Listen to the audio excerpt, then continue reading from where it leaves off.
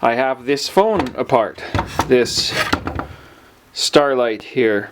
1969. One of the telephone collectors who watched my video volunteered very kindly to send me a replacement ringer for this phone. I don't know if you remember, this ringer is a party line ringer, or it just doesn't work, but I'm actually fairly certain it's a party line ringer, and here's why. See that? 50. A quick party line primer. So party line was a way that the telephone company could put more than one subscriber on a single copper pair. So this is a copper pair. And they would do that. There were a bunch of different solutions. A lot of places used coded rings. So you would have a ring. So you'd know that when your phone went ring, ring, it was you. And when it went ring, ring, ring, ring, it was your neighbor. But that's annoying because you have to hear when every phone rings every time. So they thought, hey, let's do something different. And what they did was this frequency selective ringing. This is a mechanically resonant system. The weight of the little lump of brass on the end of the bell there is tuned so that when this thing vibrates at its ringing frequency, this thing resonates with it and makes the phone ring. So by changing the mass of that little ringer guy there, it was possible to make the phone ring at selective frequencies. So the normal phone would ring at 20 hertz. This one I'm guessing rings at 50. And I know the ringer's fine because if I feed a 20 hertz ringing tone into this, I can see this thing wobbling, but it doesn't hit the bell. Because it's a mechanically dampened system. It's like a filter. So yeah, you put 4 different frequency ringers on the line. Maybe 30 and 60 isn't exactly correct because I think 60 is resonant also at, you know what I'm saying. Anyway, that was one thing. The other thing they would do, if they were really strapped for copper, is do that same arrangement, but instead of being across the tip and ring, the ringers would be between one line and ground, which means they could put 4 frequency ringers on one and 4 on another and put 8 people on one line. Privacy. So here's what was sent to me by a super awesome dude. Inside here is a new ringer for this phone. If I can get it. There it is. Isn't it lovely? So, slightly different clapper on there, and notice that this plate here is actually constructed differently.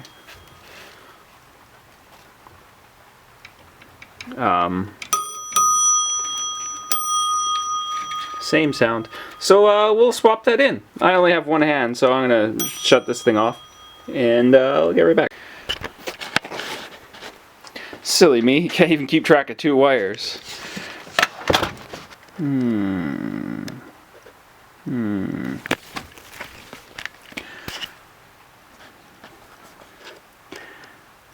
There's a ringer somewhere. Oh, what are you?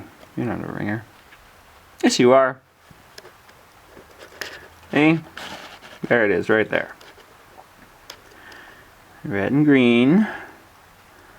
And that one. And that one. That one. So, red to squiggly squiggle. And then where green goes. Okay, squiggly squiggle. That's where I guessed. Okay, I got it right. So I was wondering what these were for. And then I found this in the manual while looking for that. Totally unrelated. These are the harmonic frequencies. So 16, 25, 33, 50, 66, 33 to 25. Oh, it works on a range. So they're intentionally harmonic. But then look, they have synchromonic, 16, 20, 30, 42, 54, 66. And decimonic, 20, 30, 40, 50, 60. I guess that's what I was showing. Sure. Alright. Phone lines connected to the network. And there's the ringer. And now, let's do a test. Alright, I'm going to go to my other phone and make a call.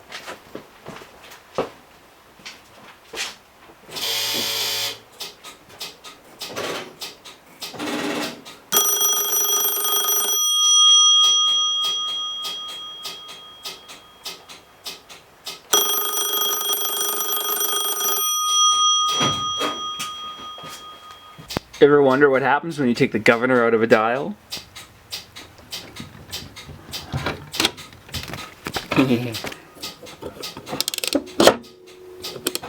Awesome. Two.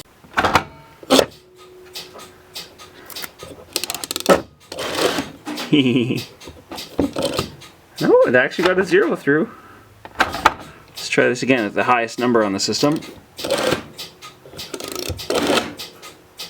That would make calls connect a lot quicker. Took a minute.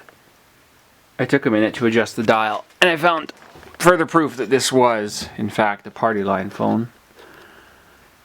Right there. I think they called this the SAT spring, Stroger Automatic Toll Ticketing. Because sure, the harmonic ringers let the telephone company ring the right phone, but when you make a long distance call, how do they know who to send the bill to? And part of the shenanigans they did was this little guy here with this little cam. It's hard to see, but that trips only in one direction. So when you wind the dial up, it doesn't trip, and when you come back the other way, it does trip. Now I think there's something missing off of here. I don't know, I've never actually seen one of these in the flesh.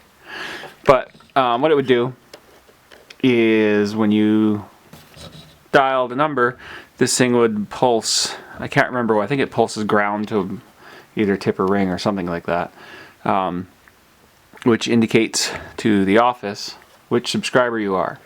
And I guess there were different, I can't remember, I'll have to look it up, different ways to differentiate subscribers, but this spring would pulse and say, hey, I am who I am, charge me for this. Of course, looking at this in a modern light, this is so easy to exploit. But people didn't do that. Okay, back in business. So I did a little tune-up on the dial. I should do a video on that. In the telephone collector world, typically the response when someone asks how to fix a dial is send it to this one guy who fixes dials. And I took apart my first one of these when I was 16 or something and couldn't get it back together. But I learned a lot. They're not really that complicated. So now this dial barely worked, and now I can look at that. Which dial number that actually rings? I think 21. Hey. Oop.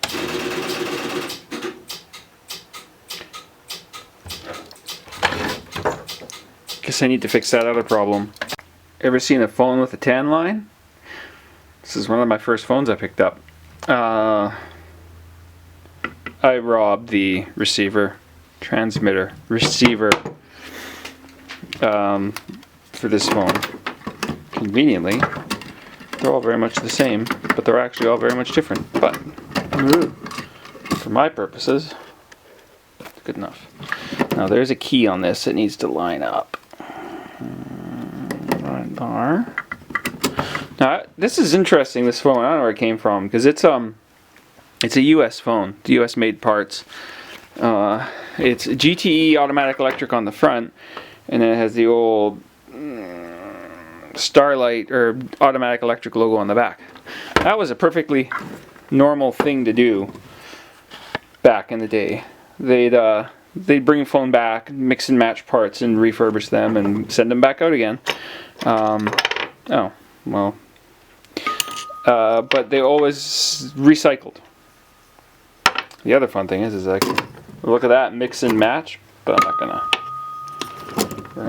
This is a pain in the. For oil today, I used AW32 hydraulic fluid, which is very lightweight oil.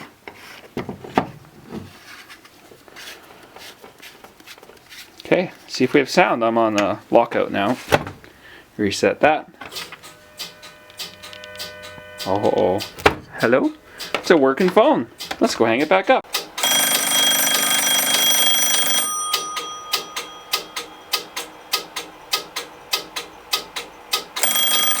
Happily ringing.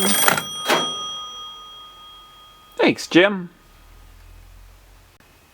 Here's an unhappy dial. It's fun listening to it. Versus red phone here. Much better. I wonder what happens if I dial 24.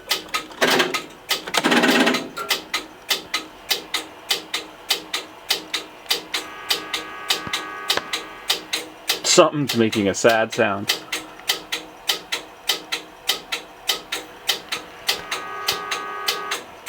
Let's go see what it is.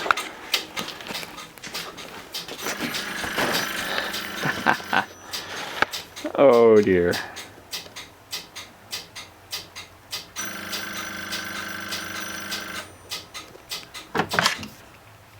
Hello.